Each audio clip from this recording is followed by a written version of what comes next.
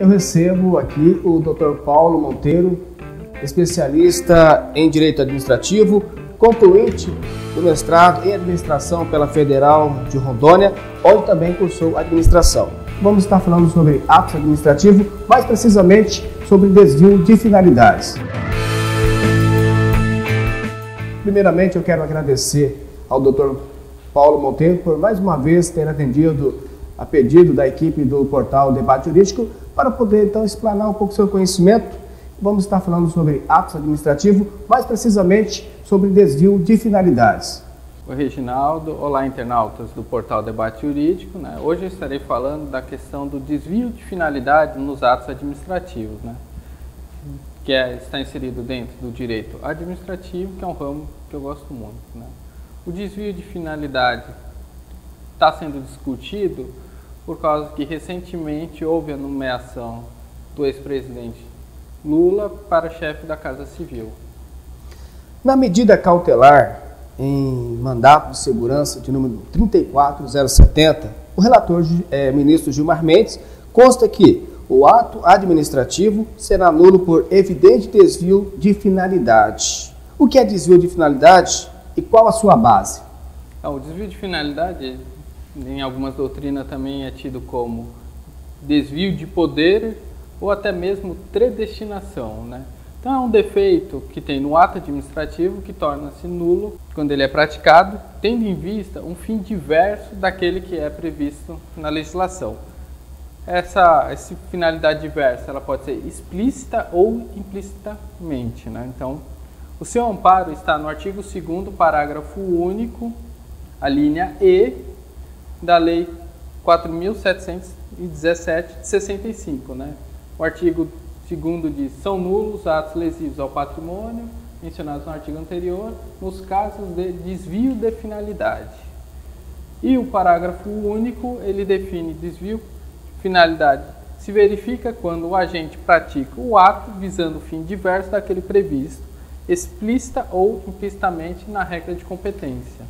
O doutor poderia nos dar alguns exemplos, um exemplo de desvio de finalidade? O mais comum que se vê é a questão da remoção do servidor público quando ela é usada como forma de punição. Vamos pegar como exemplo o governador que não gosta de alguns policiais que multaram ele resolve transferir lá para a fronteira. Então, a transferência não é para punir, já existe na legislação a questão de punição. Por exemplo, uma operação tapa-buraco, mas só na rua dos políticos da base aliada. O processo é um procedimento administrativo disciplinar instaurado contra um servidor que tem algum desafeto com o chefe daquela repartição. Então, tem vários casos que são praticados alguns atos, só que eles são utilizados com outra finalidade do que foi criado pelo legislativo. Dentro desses exemplos que o senhor acabou então citando, diversos agentes públicos, eles podem incidir no desvio de finalidade. Sim, todos os agentes públicos se enquadram em desvio de finalidade. Então, prefeitos, governadores, juízes, delegados, promotores, todos membros do Ministério Público, do Legislativo, Executivo, Judiciário, eles praticaram um ato. Se o ato for diferente do que se previa, ele é. E não é só nos atos material, também em todos os atos. Somente a intenção é o requisito necessário do desvio de finalidade? Então, essa questão de somente, ela é divergente. Existe a corrente minoritária que ela fala que é suficiente para invalidar o ato a questão da finalidade. Deu finalidade diversa, o ato é nulo e acabou. Por outro lado, tem a corrente da teoria objetiva que ela vai além. Não basta eu extrapolar, dar uma finalidade diversa. Se eu atender o interesse público, o ato não é nulo. Então, coloca-se em primeiro lugar a coletividade e depois as intenções de quem praticou o ato. É um assunto muito complexo falarmos a respeito do desvio de finalidade. Então, o senhor pode dar uma explicação a respeito dessa questão do desvio de finalidade, de não ser suficiente para determinar a nulidade do ato? Essa corrente majoritária, ela até a que costuma cair em concursos, você tem que comprovar que houve a violação do interesse público coletivo, né? Então, tem que resultar em lesão de algum interesse. Se não resultar em lesão e sim trazer benefícios, o ato ele continua sendo válido. Para dar uma clareza maior a respeito desse assunto, o senhor poderia dar um exemplo como isso ocorreria na prática? Eu vou trazer um exemplo, né, que o meu ex-professor de pós-graduação deu no livro, que é a questão do prefeito, que ele desapropria o imóvel com o objetivo de perseguir o inimigo. Mas daí, se verificar que eu vou desapropriar a casa do meu desafeto político para construir uma creche, a cidade inteira sabe que eu não gosto dele. Então é uma visível perseguição que eu estou prejudicando. Mas é o melhor imóvel da cidade, ele se adequa a toda a necessidade para uma creche. Então, por mais que eu tenha uma finalidade diversa, eu estou conseguindo atender o interesse público. Então, esse ato, por mais que haja um desvio de finalidade, ele é válido. Existe uma exceção no desvio de finalidade? Então, o Código Civil, ele prevê no artigo 19 essa questão, né?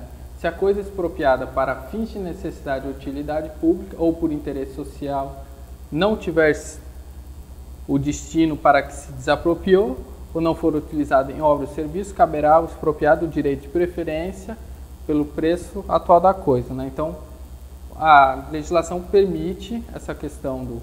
Eu desapropriei um imóvel para construir uma escola, mas permite que eu construa um hospital, né? Então, por quê? O interesse público é o fator fundamental na legislação brasileira. Essa exceção do desvio de finalidade, ela caiu no exame de ordem que eu fiz quando fui aprovado, né, que trouxe a questão do prefeito que desapropriou um sítio particular para instalar um novo centro de atendimento médico de emergência. Entretanto, antes do início das obras, o Estado anunciou que este município receberia um hospital, né? Então, o prefeito, já que eu ganhei um hospital, eu não vou transformar aquilo no hospital.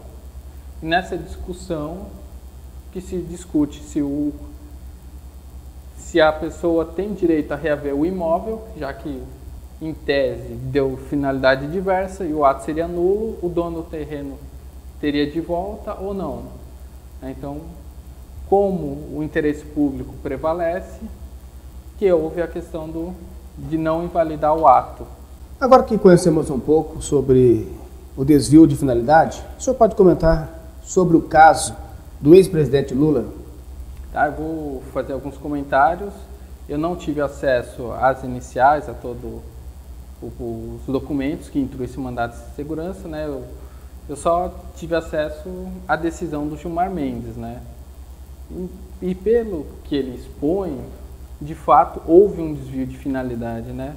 Já no começo ele põe que, no caso concreto, a alegação é de que o ex-presidente Lula teria sido empossado justamente para se deslocar o foro para o STF e salvaguardar contra eventual ação penal sem autorização do parlamentar prevista no artigo 51, inciso 1 da Constituição, né? Logo, houve sim uma intenção de utilizar as benesses da legislação em prol do ex-presidente. Essa questão de desvio de finalidade que envolve aí todo esse humor envolvendo o ex-presidente Luiz Inácio Lula da Silva é muito subjetiva. Tem como provar? Então, a questão da finalidade, do desvio, é a intenção. E geralmente as pessoas nem sempre externam a intenção, né? Então, simplesmente houve uma nomeação e começou muita especulação. Mas, nesse caso, houve a base para justificar esse desvio foi a questão das gravações, né? Sem entrar no mérito se as provas são lícitas e ilícitas, mas pelas gravações ficou evidente que se tratasse de uma nomeação para proteger um membro do partido da presidente. Então seria ali uma suspeita de uma manobra política? Isso, né? O próprio ministro chega a expor a questão do grampo na decisão, que ele concluiu que não se nega que as investigações e as medidas judiciais poderiam ser tomadas perante o STF, mas a remota, no entanto, não seria em atraso e desassossego.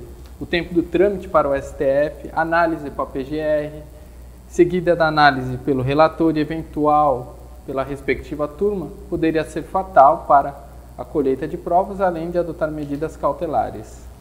E daí o ministro concluiu que houve o desvio de finalidade, por causa que, conforme ele expôs, o processo continuaria no STF, mas todos os trâmites burocráticos adiariam bastante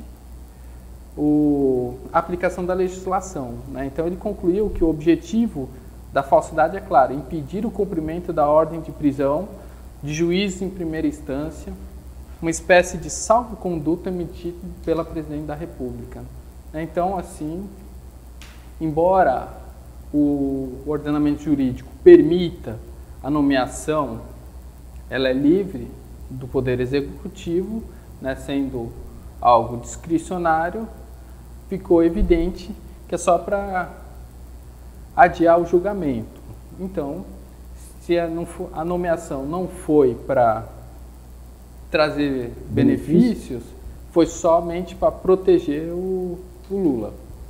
Em uma das entrevistas, a presidente fundamentou que a nomeação era para melhorar a governabilidade e reduzir a tensão entre o Congresso e o Executivo.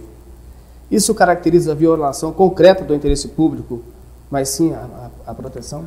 Então, olhando esse ângulo, justificaria, né? Igual já falou, se houve desvio de finalidade, mas atingiu um bem social, a tutela coletiva, o ato ele é válido, né? Então, no primeiro momento, essa justificativa seria válida, né? Que ele trazendo toda a bagagem que ele tem, já foi presidente 2 vezes e tudo mais, poderia fortalecer o Poder Executivo e reduzir a crise institucional. Mas com a nomeação, agravou-se, né? Daí esvaziou a base aliada, o vice se recusou a comparecer na posse, o PMDB, que é os aliados mais fortes, tornaram-se oposição, vários outros partidos também, então teve um resultado oposto de fortalecer. Então, esse argumento que ele veio para fortalecer não se justificou. Acho que o momento em que aconteceu essa nomeação é que não foi aceita tanto pela parte da população e por alguns congressistas. Exatamente, eles conseguiram visualizar o desvio de finalidade na qual a manobra política teve, né? Não só os congressistas, hoje tem mais de 50 ações tramitando pelo país, visando a mesma finalidade que esse mandato de segurança, né? Foram 2 deferidos, o primeiro foi pelo juiz Cata Preta, depois teve um outro no Rio de Janeiro. Essas 2 liminares foram derrubadas em instâncias superiores, mas o STF, que teve uma terceira de partidos políticos, eles foi aceito, então aparentemente deve-se suspender até o julgamento do mérito a questão do presidente, se houve ou não desvio de finalidade nesse ato, e se houve desvio de finalidade e foi uma manobra, também cabe crime de responsabilização da presidente. Dr. Paulo, após a sua confirmação em participação aqui no nosso portal Debate Jurídico, colocamos à disposição na rede social para que se os acadêmicos, alguém interessado, quisesse fazer alguma pergunta a respeito do tema desvio de finalidade, alguns acadêmicos se inscreveram e tem algumas perguntas para fazer para o senhor. Sobre os casos de desvios de finalidade, li que são nulos em certa doutrina, porém restaram dúvidas quanto às excepcionalidades. Explica um pouco melhor para a gente, por favor. Não, a legislação ela permite a questão da exceção, né, conforme já expôs, que é a questão do bem coletivo. Então, não é somente a intenção, tem que haver ofensa à coletividade. E tem a questão do Código Civil, que traz no seu artigo 519 a questão da expropriação. Né? Uma vez que o Estado, o ente público, ele desapropria, ele não está vinculado à justificativa que ele deu para desapropriar aquele imóvel. Ele pode dar uma outra finalidade, desde que atenda os interesses públicos. Temos mais uma pergunta aqui de mais um acadêmico que... Doutor, eu gostaria de saber se desvio de poder e excesso de poder são as mesmas coisas. Então, o excesso e o desvio são distintos, né? Eles estão dentro do abuso de poder, mas ele extrapola o excesso mesmo, como o próprio nome diz, ele vai além do que a legislação permite, né? Ele pode fazer aquilo, mas ele usa meios mais gravosos, né? Ele acaba sendo desproporcional, né? Igual eu falei, a questão do uso da força para manifestação pacífica é um exagero. O uso da força para conter uma rebelião no presídio, ele é justificável, né? Então, esse é o excesso. O desvio não. O agente ele vai além das competências, né? Ele pode usar a força para manter a ordem, mas ele usa, por exemplo, a força para prejudicar os manifestantes. Ele não está buscando a ordem pública, mas sim que os manifestantes parem de se manifestar contra ele. Ou, por exemplo, a punição de servidores públicos. A legislação tem a punição, suspenso, essas coisas. A transferência não tem a finalidade de punição. Então, se ele transferiu como punir, já houve um desvio de poder. Temos mais uma pergunta aqui de mais um acadêmico. Existem divergências doutrinárias a respeito do desvio de finalidade? Não, existem. Para a teoria subjetiva, somente a intenção já vicia o ato, né? Então não existe ressalvas. A finalidade dela está viciada, o ato é nulo e se encerra, mesmo que ele traga benefícios para a coletividade. Já a teoria objetiva não. Ela aceita o desvio de finalidade do ato, desde que consiga resguardar o interesse coletivo, né? Então, houve um ganho para a coletividade, então o ato ele é aceito. E essa é a corrente que vem se sobressaindo hoje em dia. Estamos encerrando mais uma entrevista aqui no Portal Debate Jurídico, mais uma vez agradecendo ao Dr. Paulo Monteiro por gentilmente ter cedido o seu tempo para estar participando aqui e levar o esclarecimento para a comunidade internauta a respeito de alguns temas jurídicos. Se o senhor tiver algo a acrescentar. Gostaria de agradecer o convite, né, dos membros do Portal Debate Jurídico, né? Deixo minha disposição para outros temas a serem debatidos, né? Fica meu e-mail também para dúvidas, esclarecimentos que os internautas tiverem, tá? Com relação à questão da presidente Lula, que está sendo bem discutido, o meu posicionamento ele é de que houve sim um desvio de finalidade. Não é questões partidárias, né? São convicções jurídicas que eu tenho, embora tenha algumas pessoas que diverjam dessa questão. Até a AGU já está pelo Cardoso, né? O ministro Cardoso ele tem um posicionamento divergente, então vamos se ater somente às questões jurídicas e sem entrar nessa questão política do que foi abordado na aula de hoje. Obrigado então pela sua presença e convidamos a você que acompanhou essa entrevista aqui no Portal Debate Jurídico. Se você gostou, você pode estar participando com a gente aqui na nossa homepage, você pode estar lá compartilhando, curtindo. E se você gostaria de esclarecer alguma dúvida, quer participar dando sugestão, você pode estar enviando aqui no nosso endereço eletrônico a sua pergunta o seu vídeo fazendo a pergunta, que nós estaremos, juntamente com o tema que você escolheu, trazendo para você aqui no portal Debate Jurídico. Se você gostou da entrevista que você acompanhou aqui no canal Debate Jurídico, você pode compartilhar, curtir e se inscrever no nosso canal.